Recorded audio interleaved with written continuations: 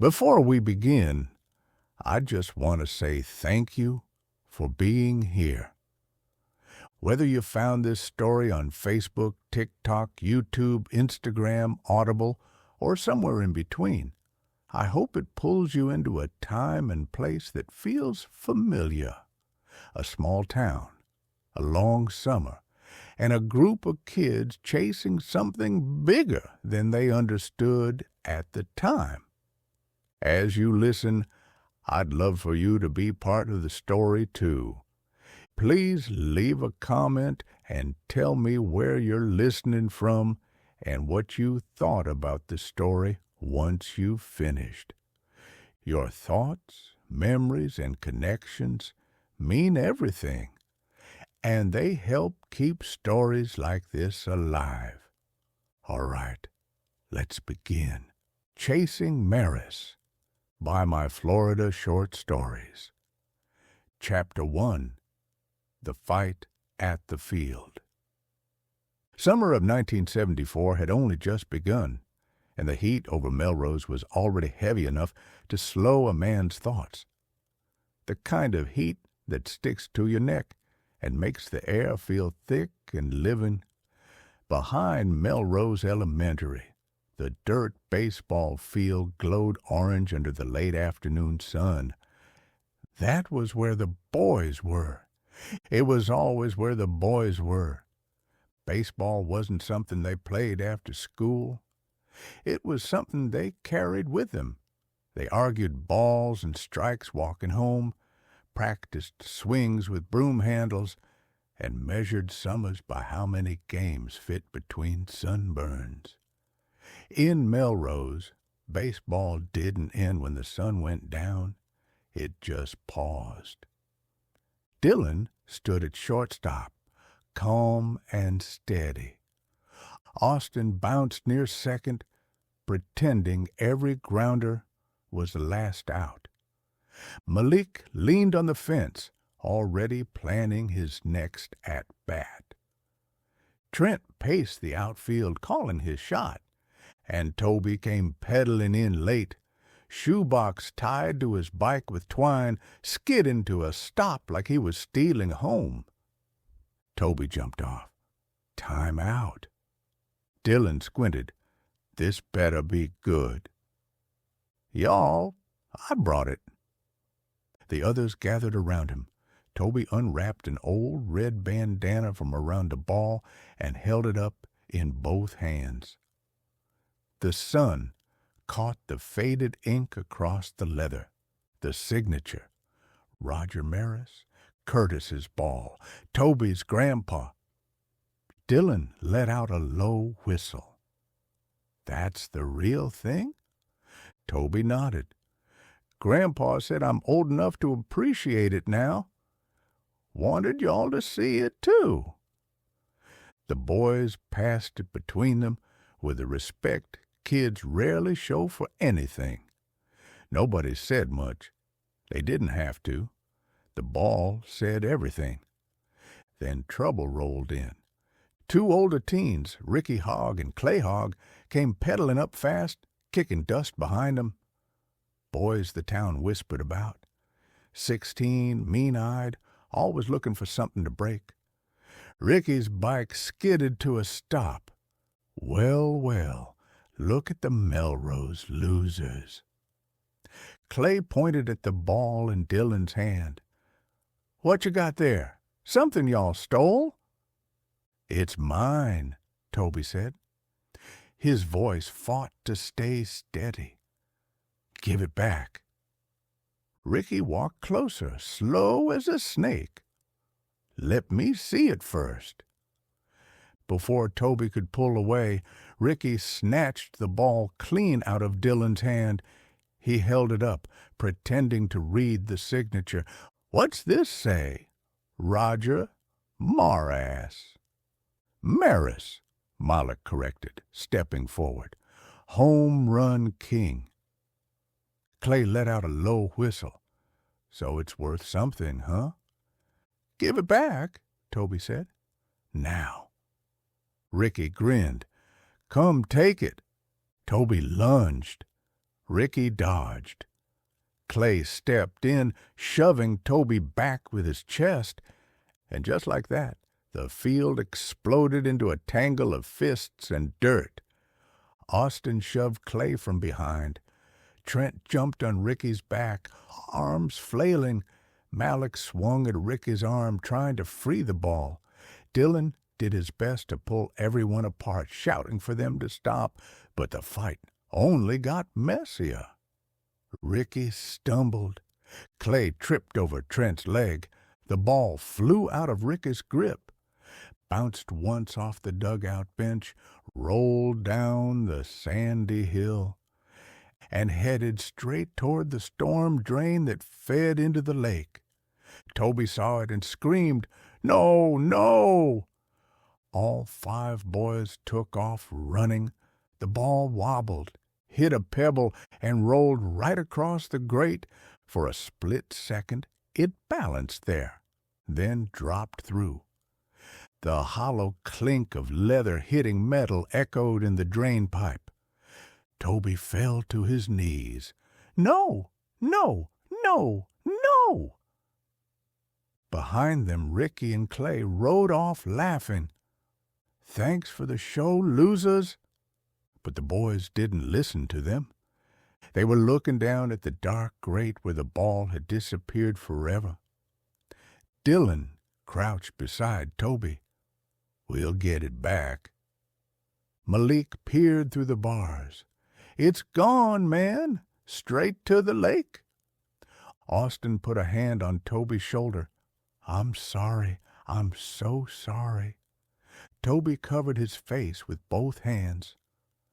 "That was Grandpa's. He kept it his whole life. I ruined everything." Dylan stood up slow, jaw tight. He looked at the drain grate, then at the woods beyond it.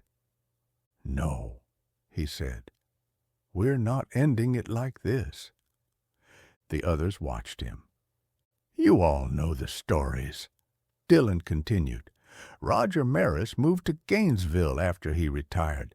Mrs. Amy from Mossman Hall said he had a cabin out here, somewhere on Rosa." Austin's eyes widened. "You think we can find him?"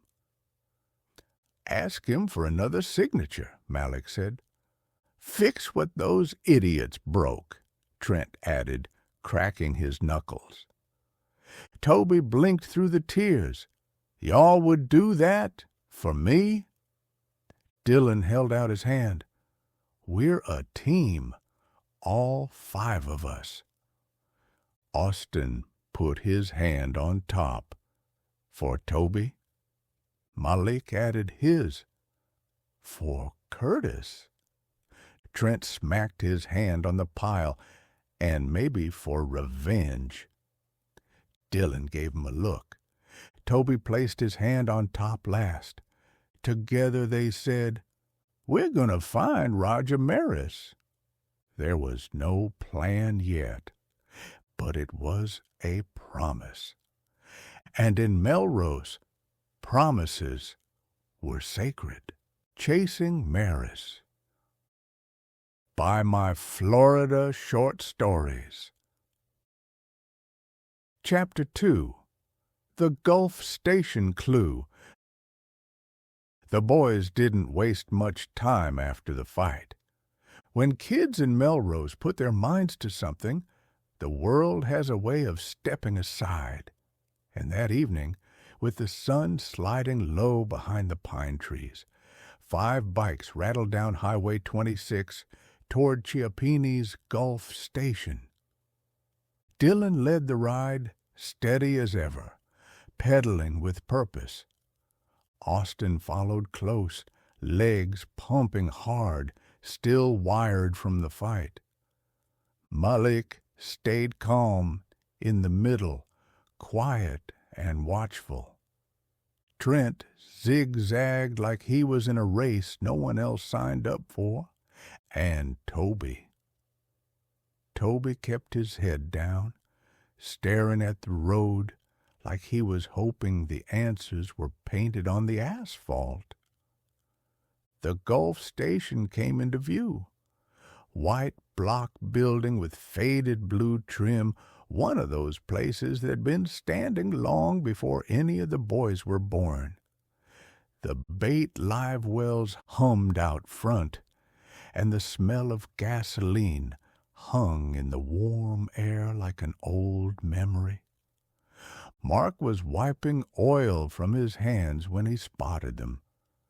"Well, now," he called, "if it ain't the Melrose 5, what'd y'all break this time?" Austin skidded to a dusty stop. "Nothing. We need help." Mark raised an eyebrow. Important help or regular kid nonsense? "Both," Trent said, dead serious for once. Before Mark could ask more, Robin came out of the office carrying a carton of orange sodas. He took one look on their faces and set the drinks down. "What happened?" Toby stepped forward, voice thin. "We lost my grandpa's baseball." Mark frowned. "Well, that ain't the end of the world. We got plenty inside." "It was signed," Dillon cut in, "by Roger Maris." That froze both Chiappinis in place. Robin let out a long whistle. "Signed by Maris?" Lord Curtis guarded that thing like gold. Toby's voice cracked. "It fell into the storm drain, straight to the lake." The men didn't laugh, didn't joke. They knew Curtis. They respected him. Dillon stepped in. "We're gonna fix it. We're gonna find Roger Maris. We need to know where he is." Mark leaned back against the pump. Roger Maris. He moved to Gainesville after retiring. 68, I think. Robin nodded. Ran a Budweiser distribution place with his brother. Quiet man. Didn't want attention. Malik stepped up, eyes steady. Did he really have a cabin out here, on Rosa Lake? Mark turned to him slow. "Who told you that?" "Miss Amy," Malik said. "She hinted." Mark sighed through his teeth. "Old rumor. Folks say Maris came out this way when he needed quiet. Rosa's good for that." Austin asked, "Did y'all ever see him?" Robin shook his head. "Not us, but someone did." "Who?" the boys said together. Mark pointed past the station toward the wash area. An older man with gray hair and sun-browned skin was rinsing the back of a pickup, cigarette dangling from the corner of his mouth. "Henry," Mark said, "ask him." The boys walked over like they were heading toward something holy and dangerous. Henry didn't stop scrubbing. "What did you boys do now?" Dillon swallowed. "Sir, we're looking for Roger Maris." Henry stopped, looked up, studied each boy one by one. "What for?" Toby stepped forward. "My grandpa Curtis met him once. He had a signed ball. I lost it. We're trying to make it right." Henry spat in the dirt and nodded once. "Curtis is a good man, a real good man." "We want to fix it," Malik said. "We're not bothering him for fun." Henry mulled that over. Finally, he leaned on the tailgate. "Maris was a quiet fella. Didn't like crowds. Didn't like fuss." He pointed down the road with his cigarette. But if you boys are serious, go down Riddling Grove Road." Austin frowned. "Where's that lead?" Henry's eyes narrowed. "To a man named Nate. Knows the woods better than anyone alive." Toby asked, "Does he know where the Melrose cabin is?" Henry didn't smile, didn't answer directly, just said, "If that cabin's real, Nate'll know, and if Melrose is still around these parts." He tapped ash onto the dirt. "He'd know that, too." Trent whispered, "We're really doing this?" Dillon nodded. "Let's go." Henry called after them as they mounted their bikes. "Hey, boys." They looked back. "Good luck," Henry said. "You're chasing a legend." The boys rode off into the falling sunlight, headed toward the dusty back roads of Riddling Grove. Their first step deeper into something bigger than they'd ever imagined. Chasing Melrose by My Florida Short Stories. Chapter 3. Riddling Grove Road. They left Chiappini's Gulf Station with more than a clue. They left with purpose. The sun was sinking low, turning the Melrose sky the color of orange peel and copper. The heat hung heavy, but the boys pedaled hard. Dillon in front, Austin right behind him, Malik steady as stone, Trent weaving like a wild man, and Toby hanging back under the weight of guilt he couldn't shake. The paved highway narrowed, the pine trees closing in on both sides until the familiar storefronts disappeared behind them. When the wooden sign for Riddling Grove Road came into view, it looked like it had been nailed there some time before any of them were born. The letters were so faded you could barely tell what they once said. "Here we go," Dillon called out. Austin rolled up beside him. "Man, this is gonna get weird. I can feel it." Malik gave a half smile. "It's Florida. Everything gets weird."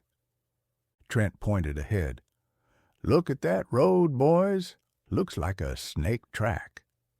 He wasn't wrong. Riddling Grove Road wasn't much of a road at all. Just a sandy, rutted path winding through old citrus groves. The trees leaned over the road like they were tired of holding themselves up. Some were dead from years without care, others still held fruit that looked half wild. The boys rode single file, the sand dragging at their tires, the branches scraping their arms. Toby finally spoke, quiet but steady. "What if this is all just stories? You know, about Melrose coming out here?" Dillon kept his eyes ahead. "Then we'll find out." Austin chimed in, louder than he needed to be. "And if we don't? Well, at least we tried." Malik added, "Toby, you're not alone in this. That's the point." Toby didn't say anything more, but he pedaled harder. They rode deeper into the citrus rows until the trees seemed to part around a clearing. In the middle of it sat a shack, if you could even call it that. The roof sagged so low it looked like a man could walk by and knock it over with a sneeze. Rust stained the edges of the tin. A hand-painted sign hung sideways from a single nail. "Riddling Grove. Keep out unless invited." Trent gulped audibly. "Well, we ain't invited." Austin kicked his bike stand down. "We are now." Before they could knock, the screen door creaked open. A tall man stepped out, wiping his hands on a rag. He had the kind of sunburn that comes from decades outdoors, hair pulled back behind his ears. boots worn smooth. His eyes were sharp, sharp enough to know trouble before it spoke. "You boys lost?" he asked. Dylan swallowed hard. "No, sir. We're looking for Nate." "You found him?" His voice was low, flat, and carried the weight of someone who didn't waste time on nonsense. Toby stepped forward, though he looked like he wanted to step backward instead. "Sir, we're trying to find Roger Melrose." Nate's expression didn't change right away. He looked them over, each boy one by one. He watched their faces the way a hunter studies the wind. "Roger Melrose," he said. "The ball player?" "Yes, sir," Dylan said. "We're trying to find him. Toby lost his grandpa's signed ball. We're trying to make it right." A long moment passed. "You kids got guts," Nate said. "Not much sense, but guts." Trent whispered, "We'll take that. We'll take any of that." Nate motioned them closer with a flick of his hand. "You boys heard the old stories, didn't you, about Melrose having a place out on Rosa?" Austin nodded. "Is it true?" Nate took a breath. "It's real, but it ain't easy to find. Folks who grew up out here get turned around in those woods." Trent's eyes widened. "How do we find it?" Nate pointed to a narrow trail just beyond the shack, nearly swallowed up by palmettos. "You take that trail," he said. "Go straight till you hit the logging bridge. Don't dawdle on it. That wood's older than your granddaddy's." The boys exchanged looks. "After the bridge," Nate continued, "you'll see an old busted fence. Go left. You'll pass a truck half buried in sand. Keep going till you smell the lake. You'll know it." Mullick asked, "And then?" Nate lowered his voice, almost like the woods were listening. "Then you'll see the cabin. What you'll find when you get there, that's between you and whatever's watching over you." Toby asked softly, "Did Mr. Melrose really stay there?" For the first time, Nate's hardened expression softened. He looked past the grove, past the trees, past the years. "Yeah," he said, "Roger came here when he needed quiet. Didn't want talking, didn't want reporters, just wanted the lake. Good man, kind man." Toby's voice was barely a whisper. "Do you think we might really find him?" Nate stepped forward, placing a hand on Toby's shoulder. "Kid, if you find that cabin, you'll be closer to Roger Melrose than most folks ever got." He stepped back and pointed again toward the trail. "Daylight's burning, and trust me, you don't want to cross that bridge after dark." The boys didn't need to be told twice. They headed toward the shadowed trail, their bikes kicking up thin dust behind them. Toby looked back once. Nate nodded once. And then the Melrose Five disappeared into the thick Florida woods, not knowing that the adventure had only just begun. Chasing Melrose by my Florida Short Stories. Chapter 4. The Bridge of Bones. The trail Nate sent them down didn't look like much at first, just a narrow cut through the palmettos worn by time and wildlife. But the farther the boys went, the thicker the woods grew around them. Old oak branches hung low and tangled, draped with Spanish moss like torn curtains. The air grew wetter, heavier, and the only sounds were cicadas and the soft roll of tires over packed dirt. Nobody spoke for a long while, not even Trent. Dylan kept the lead, his eyes fixed on the shadows ahead. Austin followed close behind, twitchy and alert. Malik's calm gaze swept the tree line like he was tracking something unseen. Toby moved quietly, lost in thought, and Trent muttered under his breath about how every horror movie starts in woods just like these. The trail wound through a mess of palmettos, pines, wild grapevines, and long-forgotten orange trees. More than once, they had to hop off their bikes to drag them over fallen branches or around washouts where the sand had swallowed the path. After a while, the woods opened.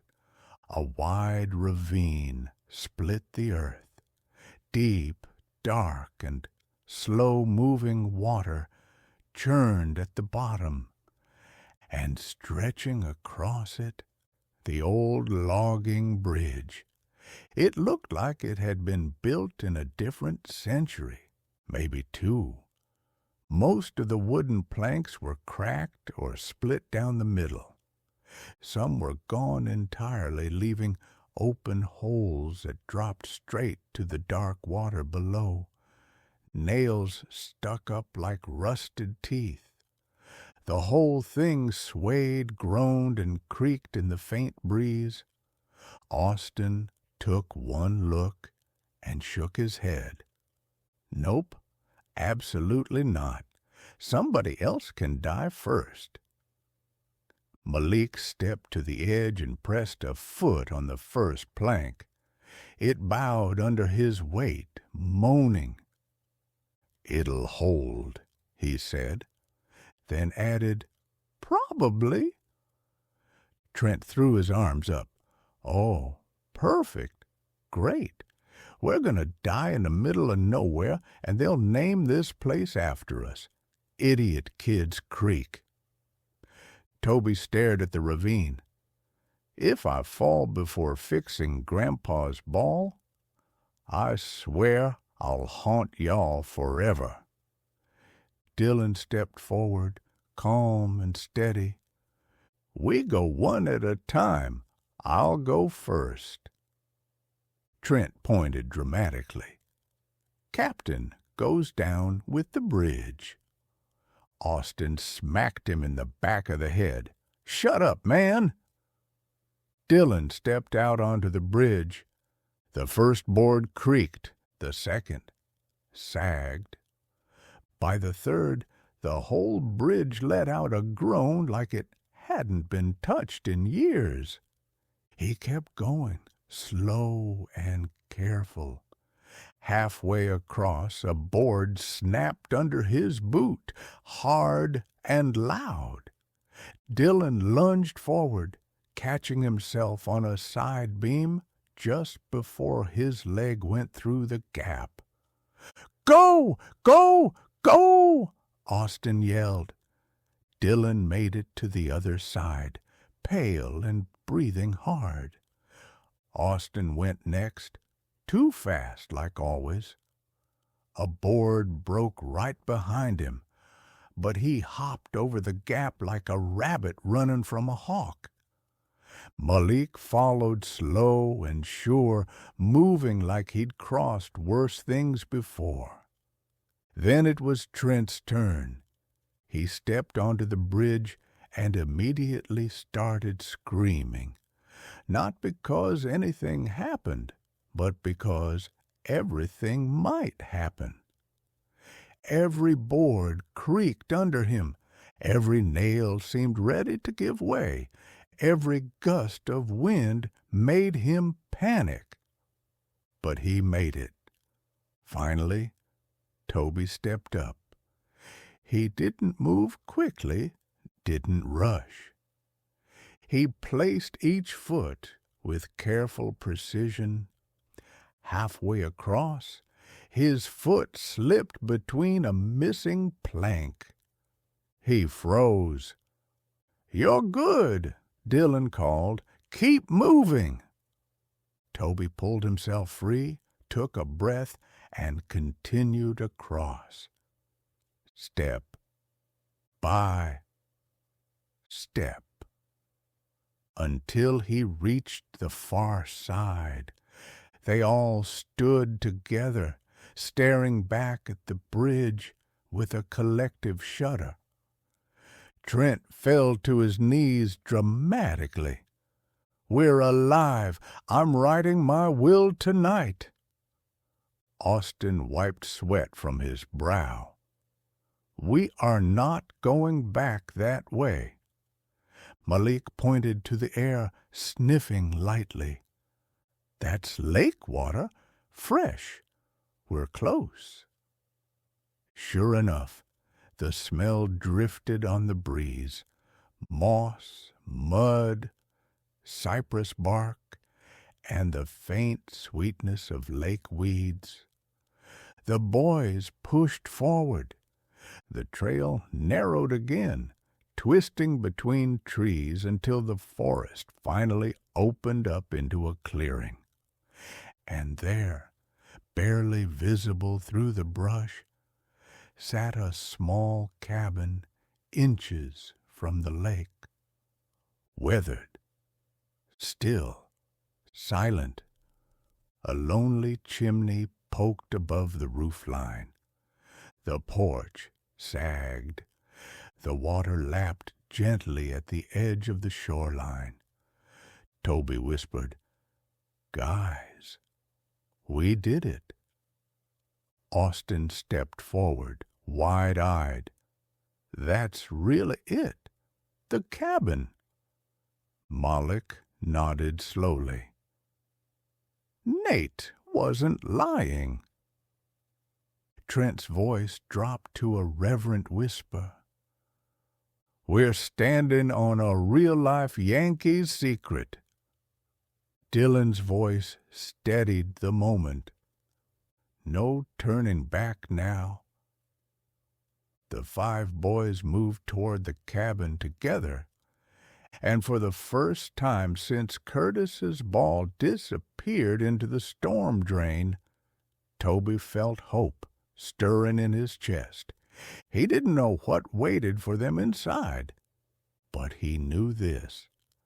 The legend of Roger Maris was no longer just a story. They were walking straight into it, chasing Maris. By my Florida Short Stories. Chapter 5. The Cabin That Held Secrets. The cabin looked like it had grown out of the earth itself. Weather-beaten boards the color of driftwood, windows clouded with dust, and a porch that sagged under the weight of too many Florida seasons. It didn't look abandoned. It looked watchful. The boys stood at the edge of the clearing, staring, hardly breathing. Lake Rosa shimmered behind the cabin, still and orange in the fading light. Austin whispered, "Scariest place I've ever seen." Trent pointed dramatically. "This thing screams serial killer hideout." Malik stepped forward, calm as ever. Only one way to find out. But it wasn't Malik who moved first. It was Toby. He climbed the creaking steps, reached for the old brass knob, and turned it slowly. The door swung inward without resistance. The inside smelled like lake water and thyme, dust, old wood, coffee grounds hardened in the bottom of a mug, but nothing about the place said abandoned. Fishing rods leaned in a corner. A Budweiser crate sat half full beside a battered armchair. A jacket hung over a chair, as if someone had just stepped outside. The coffee cup rested on the table, dried rings staining the wood. Austin stepped in behind Toby. Somebody still uses this place. Dylan scanned the room, alert. Look, Don't touch. Spread out." Toby walked toward the mantel and froze. There, leaning against a cracked picture frame, was a photograph. A younger man holding a fish longer than his arm, hat pulled low, forearms strong, a private smile across his face. Toby lifted it with shaking hands. On the back, written in fading blue ink, "Roger Maris, Summer '69, Lake Rosa." Toby's breath caught. His knees nearly buckled. Austin grabbed his arm to steady him. "Dude, this is real. He was here." Trent's voice dropped to a reverent whisper. "We found the freaking cabin of a Yankee legend." Malik tugged open a drawer. "Guys, look!" Inside were stacks of old baseball cards, some signed, some not, Yankees caps, a worn glove, and a tin filled with old fishing lures. Dylan whispered, this was his place more than once.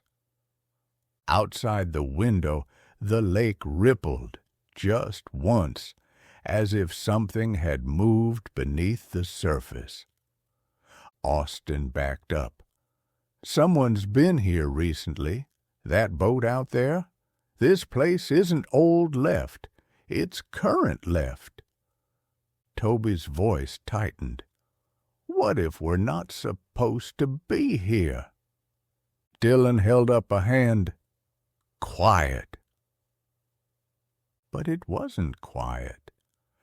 A low rumbling noise drifted in from outside. A motor, growing louder, closer. "The boat," Malik said. "It's coming back." Dylan's eyes widened. "Hide. Now." The boys scattered. Austin ducked behind the wood stove.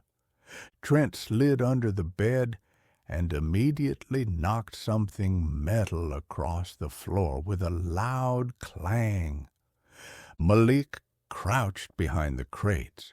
Toby folded behind the table, clutching the photograph. Dylan pressed himself behind the door. Boots hit the porch.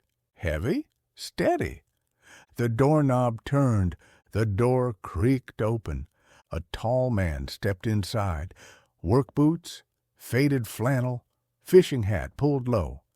In one hand, he carried a string of fresh base. In the other, a tackle box. He set them down, cracked his back, stretched, then walked toward the mantel. He picked up the photo Toby had just held and spoke softly to it.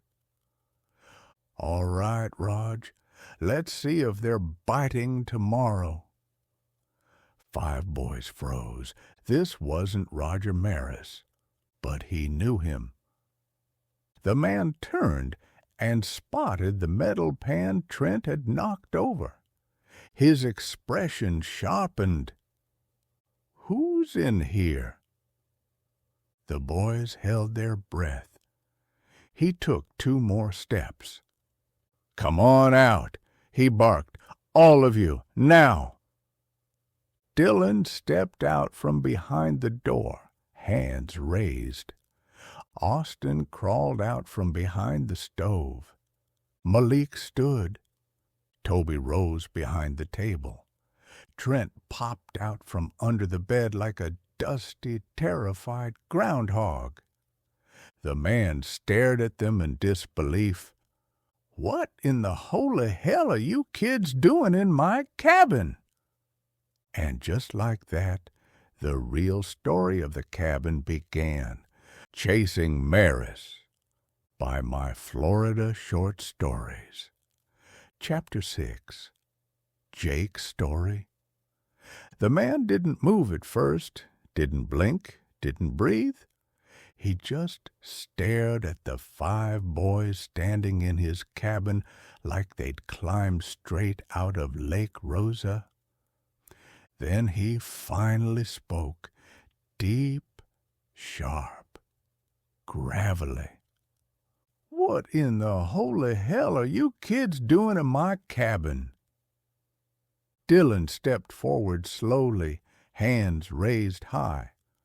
"Sir, we're not stealing anything, we swear." Austin came out next. Malik followed.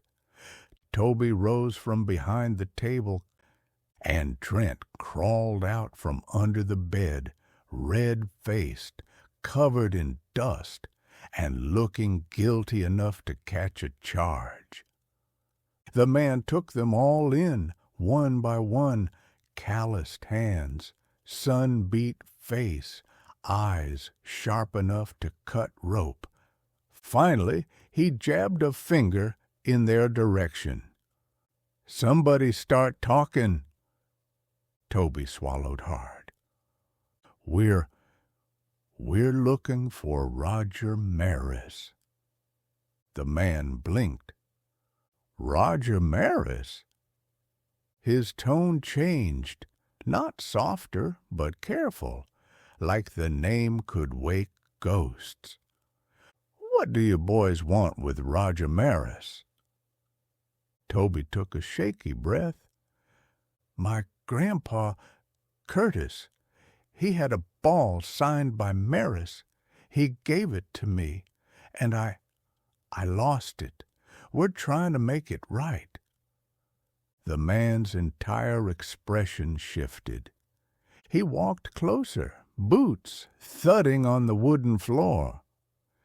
"You Curtis Willis's grandson?" Toby nodded. The man let out a long, low breath. "Well, I'll be damned." He turned toward the lake, visible through the dusty window. "Curtis was a hell of a fisherman," he said. "Taught me how to throw a cast net on this very shore." Toby's lip trembled. "You knew my grandpa?" "Knew him?" the man said, almost offended. "Boy, your grandpa was a legend in Melrose long before Roger Maris ever showed up." He walked to a wooden crate and sat down with the weight of someone full of stories. "Name's Jake," he said. "Jake Collins." He motioned the boys closer.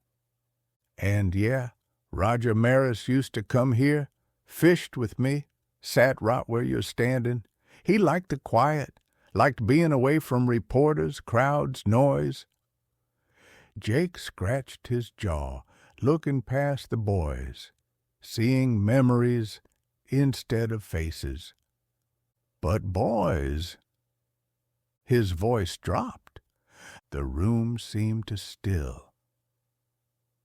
"Maris ain't doing well. He's sick. Has been for a while." Toby stared at the floor. Is he dying?" Jake didn't answer right away. Finally he said, "He don't have many good days left. That's the truth." Silence filled the cabin, thick as the humidity outside. Jake leaned over and pulled out a battered folder stuffed with papers, maps, receipts, and scraps. He dug through it until he found a piece of torn Budweiser carton. From behind his ear he pulled a pencil and scribbled an address. "You want to see him?" Jake asked. "Then you better hurry." He handed the scrap to Toby like it was something holy. "Gainesville," Jake said. "Lives there with his family. Quiet place." Toby held the cardboard gently, like it might crumble. Jake looked at each boy. "You remind me of the stories Roger used to tell," he said. Said a man ain't measured by home runs or crowds, but by who stands beside him when things get mean. Austin leaned forward. Did Roger really say that? Jake nodded. He talked more about his teammates than himself. Said Mickey Mantle told him once, "Rog, nobody hits 61 alone." Dylan exchanged a look with the others. That line meant something big. Jake stood and walked to the doorframe. If anybody deserves a moment of Roger's time, it's Curtis's grandson. Toby wiped his eyes with the back of his hand. "Thank you," he whispered. "Thank you, sir." Jake rested a heavy hand on Toby's shoulder. "Curtis would be proud of you, boy. Proud of all of you." Malik asked, "Do you think he'll see us?" Jake looked toward the lake. The sunset lit the water, orange and gold. "You find that house, treat him with respect, and if it's a good day," he paused, "you might just catch the man behind the legend." The boys headed for the porch. Right before Toby stepped out, Jake called to him, "Hey, kid." Toby turned. Jake pointed to the cardboard in his hand. "That's scrap," he said. "Don't lose that one."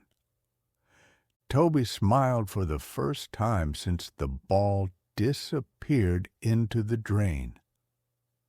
Then the 5 boys walked back toward the woods, carrying hope, fear, and the address of a legend, Chasing Maris, by My Florida Short Stories.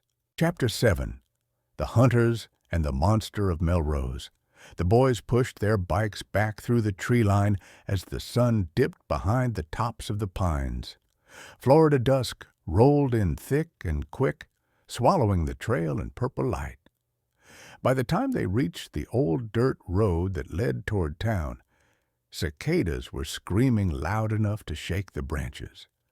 They stood at the edge of the woods catching their breath when an old Ford pickup turned the corner, rattling like it was held together by duct tape and stubbornness.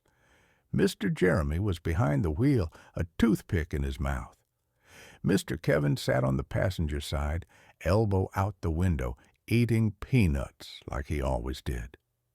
Jeremy slowed to a stop and pushed his hat back. "Well, look at this. Thought y'all got swallowed by the swamp." Kevin tossed a peanut in his mouth. "Didn't think we'd see him alive, honestly." Dylan called out, "We found the cabin." Jeremy squinted. "The cabin? You serious?" Austin leaned on his handlebars. Dead serious. Jeremy let out a low whistle. "Boys, folks have been looking for that spot since before you were born, and you just rode in there like it was nothing." Trent puffed his chest. "We're professionals," Kevin snorted. "Professional what? Lucky idiots?" Malik hopped into the truck bed. "Close enough." The others piled in, tossing their bikes up after them. Jeremy pulled onto the sandy road, dust kicking up behind the tailgate. "So," Jeremy called over his shoulder, "you meet old Nate?" "Yep," Dylan said. "He sent us down the trail." "And what did y'all think of him?" Kevin asked.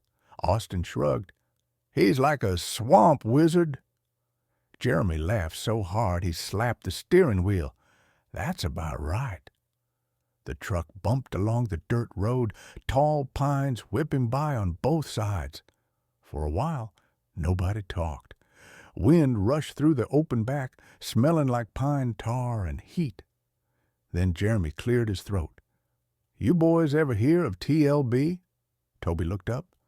"The Lake Bigfoot guy?" Jeremy grinned. "That's the one." Tommy Lee Briggs, claims he's seen Bigfoot more than he's seen his own cousins. Kevin cracked a peanut shell. He ain't lying. Tommy's got stories. Trent perked up. You guys actually believe any of that? Jeremy shifted his toothpick to the other side of his mouth. I'll tell y'all something. Back in '69, me and TLB were hunting near Rosa, right around where that cabin is. He paused, letting the moment breathe. And we swear we saw something moving through the trees.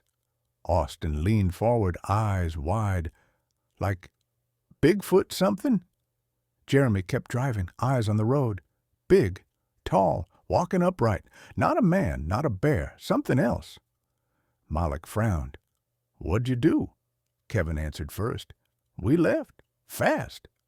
Trent swallowed hard. So Bigfoot lives out there? Jeremy shrugged. Either that or the ugliest moonshiner in the entire state. The boys erupted in laughter, even Toby. They rattled down the long stretch of road until the woods thinned and the orange glow of town appeared ahead. Austin tapped on the back window. Hey, Mr. Jeremy, you and Mr. Kevin hunting tonight? Kevin tossed another peanut shell into the wind. More like feeding the raccoons. They get more of our bait than the fish do. Jeremy nodded. Ain't nothing in these woods that wants to be caught any more. Dylan leaned back against the tailgate, letting the warm wind hit his face. Tomorrow, they'd be meeting Roger Maris himself. Tonight, they were just boys riding home under a Florida sky. The truck rolled past Betty's Pizza, past the Gulf Station, and past Mossman Hall, where Miss Amy's porch light flickered like a lighthouse.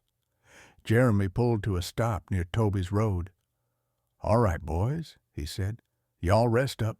You got a big day coming. Kevin handed Toby the last peanut from his bag. Don't lose this one, he said with a grin. Toby laughed, and for the first time that day, it didn't hurt to smile. The boys hopped out, grabbed their bikes, and pedaled off into the quiet Melrose evening, ready for whatever tomorrow might bring. Chasing Maris by my Florida Short Stories. Chapter 8. Meeting Roger Maris. The boys didn't sleep much that night. Some barely slept at all. Toby lay awake listening to the ceiling fan tick, replaying Jake's warning over and over. If you want to see him, you better hurry. Morning came early. A soft gray dawn hung over Melrose, heavy with humidity and the kind of quiet that told you the day hadn't made up its mind yet. Mr. Jeremy pulled up at 7 sharp, engine rattling like a bucket of bolts. Mr. Kevin rode shotgun again, sipping black coffee from a cracked thermos.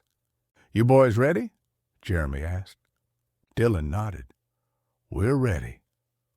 Toby held the cardboard scrap with Maris's address folded in his pocket. He kept touching it every few seconds, just to make sure it was still there. The drive to Gainesville was quiet. Fields slipped by. Pines blurred. Nobody talked. Nobody needed to. After 40 minutes, Jeremy slowed in front of a modest brick house with a screened porch and a patch of roses growing wild along the fence. A Budweiser delivery truck sat in the driveway, sun-faded but clean. Kevin wiped his hands on his jeans. This is the place. Toby stepped out first. His knees felt weak, his throat tight. Dylan stood beside him, steady like always. Together they walked up the small concrete path to the front door. Toby knocked. A moment passed. Then the door opened, and a woman in her late 40s stepped forward. Kind eyes, tired smile, hands that looked like they'd carried more than their share of weight. Yes? she asked softly. Toby tried to speak, but his voice caught. Dylan stepped in.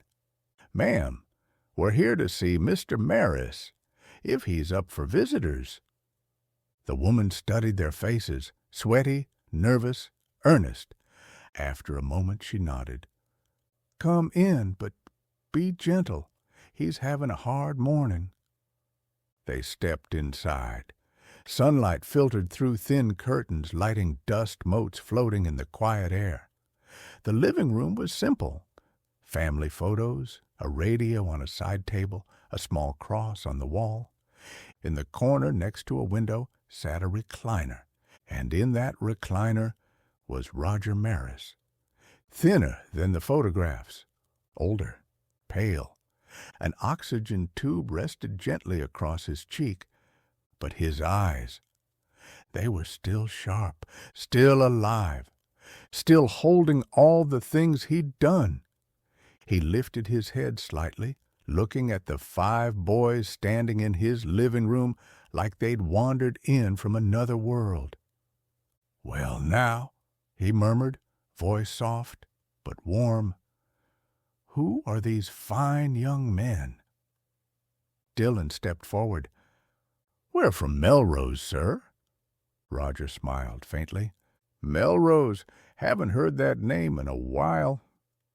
Toby moved closer, the new cardboard address in his hand. His voice trembled when he spoke. "Mr. Maris, my grandpa Curtis met you once. He caught a ball you signed. He kept it his whole life, gave it to me, and I lost it." He swallowed hard. "I want to fix it." Roger studied him for a moment, long, gentle, thoughtful. "You came all this way," he said softly, "because you wanted to make something right?" "Yes, sir," Toby whispered. Roger nodded slowly. "That's what a good teammate does." Austin leaned forward. "Sir, did you really hit 61 home runs because of your teammates?" Roger's lips curved into a faint smile. "Let me tell you something," he said. His voice grew a touch stronger, like memory breathed life into him. "In 1961, things were noisy. Reporters everywhere. Crowds, pressure, expectations. I struck out 3 times in one game. Fans booed me so hard I thought about quitting that very night." The boys held their breath. "But Mickey Mantle," Roger said, "he sat beside me in the dugout, put his arm around me, and he said—" He paused, letting the moment land. "Rog, nobody hit 60 alone." The room went silent. Outside a bird chirped once and flew off.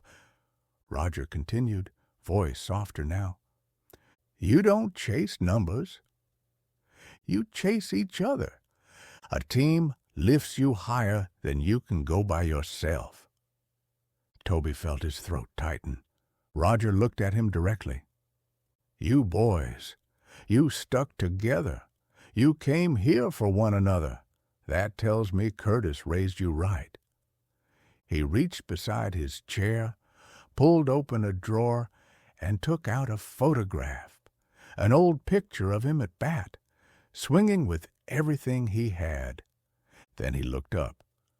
"Hand me that baseball," he said. Austin nearly dropped it, getting it out of his backpack. Dylan steadied Toby's shaking hands as he passed it forward. Roger Maris took the ball gently between his fingers. His hands trembled, his breath wavered, but he signed it carefully, beautifully. Roger Maris, 74. He handed it back to Toby. "There," he whispered, "a fresh one, for Curtis's grandson." Toby blinked hard. "Thank you, sir." Roger reached out, laying a hand over Toby's. "You boys take care of each other, always." They stood with him a few moments more before his wife touched Dylan's shoulder gently. "He needs to rest now." Dylan nodded. They stepped back, quiet and respectful. Roger lifted his hand in a small wave as they left the room, and the boys walked out into the Gainesville sunlight carrying something more than a baseball. They carried a blessing, they carried a legend, and they carried the weight of a man who taught them what a team really meant. Chasing Maris by My Florida Short Stories. Chapter 9. The Ride Home. The boys walked out of the Maris home in a quiet line, the screen door closing softly behind them. The Gainesville sun was high and warm, the kind of heat that soaked into your bones. But none of them felt it.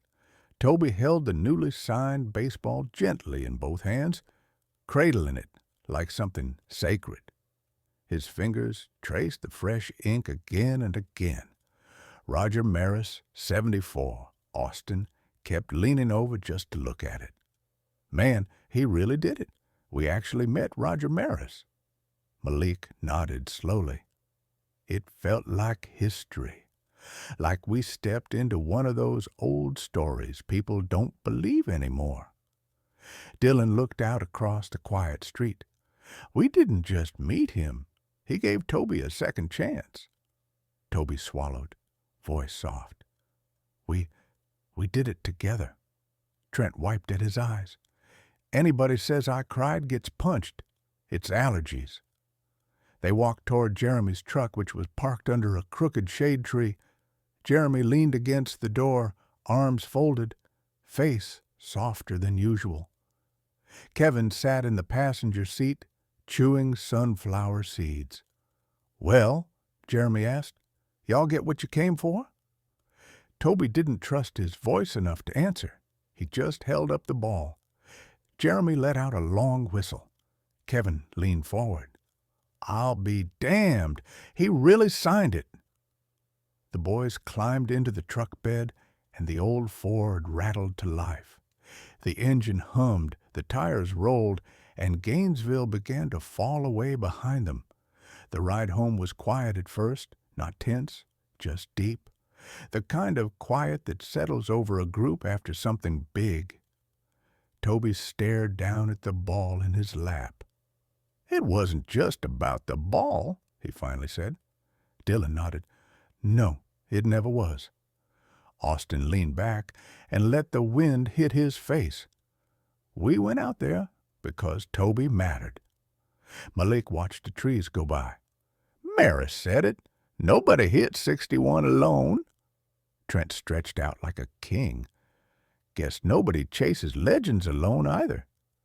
Jeremy called out from the cab. "Y'all okay back there?" Dylan answered, "Yeah, we're good." Kevin tapped the back window. "You boys did something most grown men don't. You stuck together. You finished what you started." The boys didn't say anything, but they all sat a little taller. The Ford rolled past the outskirts of Gainesville, through long stretches of pine forests and open fields. By the time they reached Melrose, the afternoon sun had started sinking, turning the town gold. They passed Betty's Pizza, where the lunch crowd had thinned. Past the Gulf Station, where Mark was closing up early. Past Mossman Hall. Everything looked normal, but nothing felt normal. Toby ran his thumb across the stitched red seams of the ball. "Thank you," he said quietly. "All of you. I couldn't have done this without y'all." Dylan clapped him on the back. "That's what a team does." Austin nodded. "We fix things together." Malik offered a small smile. "Always." Trent groaned dramatically. "Now somebody get me food. I'm starving. Starving people shouldn't have to chase baseball history." They laughed, real, stomach-deep laughter that filled a whole truck bed, the kind that comes after fear and hope and relief all mixed together. Jeremy turned onto Toby's road. The truck rumbled to a stop in front of the driveway.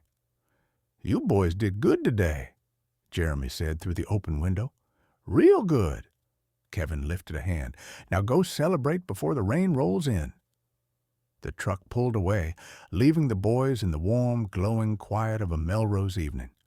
Tomorrow would be ordinary. Baseball, chores, summer days. But today? Today they walked with legends. And Toby still had one more surprise waiting at home. Chasing Maris by My Florida Short Stories. Chapter 10. The Surprise. Waiting back home, Toby's road was quiet as the boys pedaled the last stretch home. Evening light spread across the neighborhood in long streaks of gold, catching the tops of the pines and turning the dirt in the driveways a warm, glowing red. Toby coasted ahead, the signed baseball in his hands, held carefully like something holy.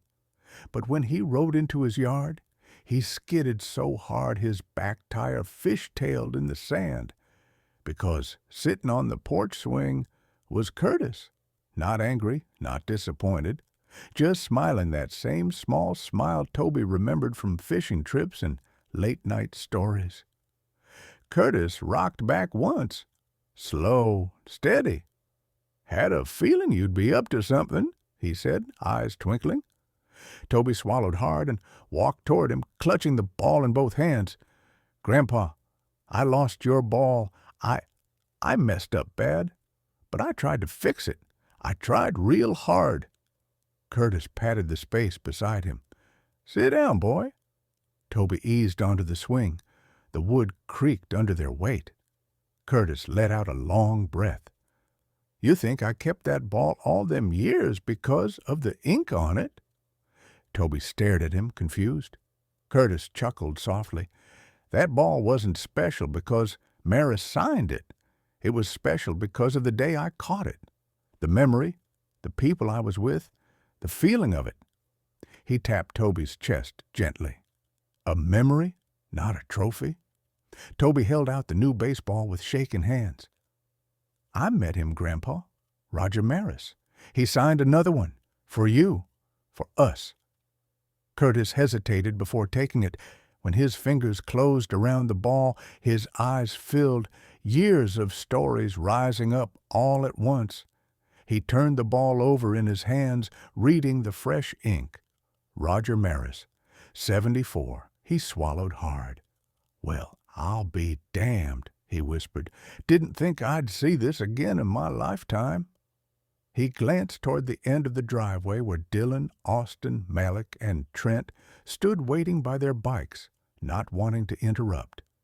Curtis nodded toward them. "You didn't get this on your own." "No, sir," Toby said quietly. They helped me." Curtis leaned back, the swing rocking gently. "Those boys," he said, "are worth more than any baseball. You keep 'em close." He paused, letting the words hang in the warm Florida air. "Life's gonna throw pitches you ain't ready for. That's just how it is. But those fellas," he nodded toward the boys, "those fellas'll help you swing." Toby wiped his eyes with the back of his hand. Curtis put an arm around him. "Proud of you, boy," he said softly. "Proud of all of you." The cicadas rose up in chorus, buzzing loud and steady from the trees. The sky glowed orange and purple over Lake Santa Fe. A breeze drifted through the pines, warm as memory. Toby stood and walked back down the driveway. His friends grinned when he approached. "Well?" Dylan asked. Toby smiled, big and bright. "He's proud of us." Austin whooped and kicked his bike stand up. Mullock nodded with that quiet satisfaction he always carried. Trent pumped a fist, and together they rode off into the long Melrose evening, laughing, shouting, racing one another down the dirt road. Behind them, Curtis sat on his porch swing, holding the signed ball in both hands, watching the boys disappear into the sunset. And he whispered to himself, "That's what legends are made of. The summer of 1974 stretched wide open before them, full of promise, trouble, adventure, baseball, and the kind of friendship that lasts a lifetime. The end. And just like that, the summer comes to an end. Thank you for spending your time with this story. Chasing Melrose was written for anyone who remembers long days, dirt fields, and friendships that felt bigger than the world itself. If you're listening on YouTube, Facebook, Instagram, I'd love to hear from you. Please leave a comment and tell me where you're listening from and what you thought about the story. Your words matter more than you know. I hope you enjoyed this story as much as I enjoyed writing it. It's dedicated to Melrose, Florida, and the amazing community that makes it so special. Please subscribe to the channel and hit the notification bell so you don't miss future stories. Every like, share, and subscription helps keep independent storytelling alive and allows us to keep creating and sharing more stories like this one. Thank you for listening. Thank you for supporting creativity. And until the next story, welcome home.